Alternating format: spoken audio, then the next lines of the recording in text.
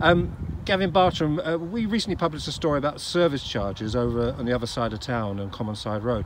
Here in Fifth Avenue, I believe you've got similar problems. Yes, we certainly do. It's escalating service charges out of control, with the management agents not being 100% clear to us, basically overcharging us for, say, a £300 light bulb, and they're justifying that, which we all know is escalating.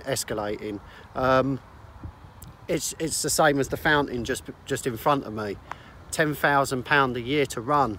It's meant to be running now. It's not. So just go back to service charges. Has your service charges in your flat or house gone up, and if so, by how much? Yes, it has. Originally, when I moved in here, it was new build property. It was originally about £40 a month, and that was sold by Barrett's, BDW North London.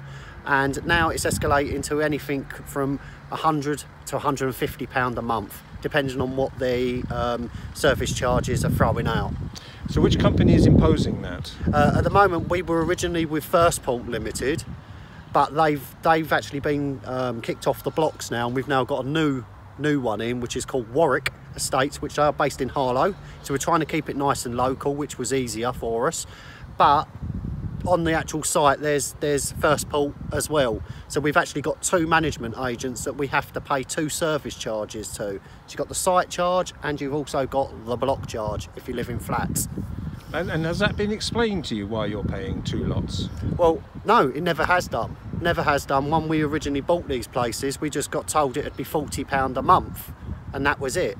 But obviously we got that on the first couple of months, and then all of a sudden it just rocketed.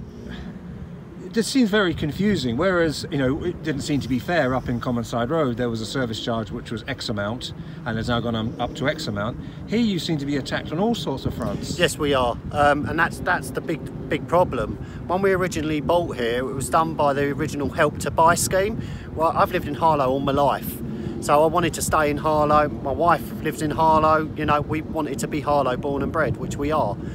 So we thought, oh, great opportunity. It had a massive billboard out the front saying, you know, affordable homes for affordable Harlow. So I thought, fantastic, let's get on there. So we did that. At the stages, it was really easy. Sign here, sign there. The solicitor did not once mention that the service charges would go crazy mode. So have you spoken to Robert Halford, local MP, and if so, how are you getting on? Yes, we've actually spoke to Robert Halford. We've had a meeting, brief meeting, and I've been in contact with his colleagues as well regarding this problem. We are in close proximity of what's going on because of the way the site's been made up. It is absolutely crazy on who owns what. No one seems to know what's going on at the moment. Are you alone, or have you got a group of people here who are also behind you? I'm actually one of the admins of one of the Facebook pages that I run at the moment, which is called Fifth Avenue and Belmont Place Facebook page. It's a community page where we can express, you know, people if they want to sell cupcakes. You know, it's a really nice, friendly Facebook page, and also concerns regarding the state service charges that we're in.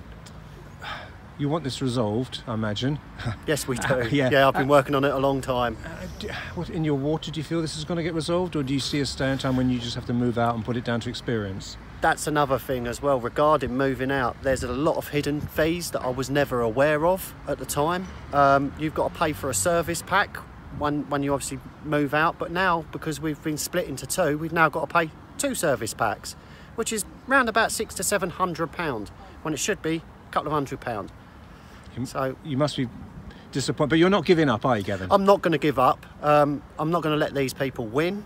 They've been taking the mick out of people, you know, working class people, and it's getting harder and harder and harder out there for people to make, you know, bread and butter, put food on the table. And these companies justifying £300 for a light bulb, you can't do that. Not to working people. It's wrong. It's against the law. It must be. That's why we're now fighting the MP and the government to try and stop this so-called fleasehold, because that's what we're calling it, fleasehold.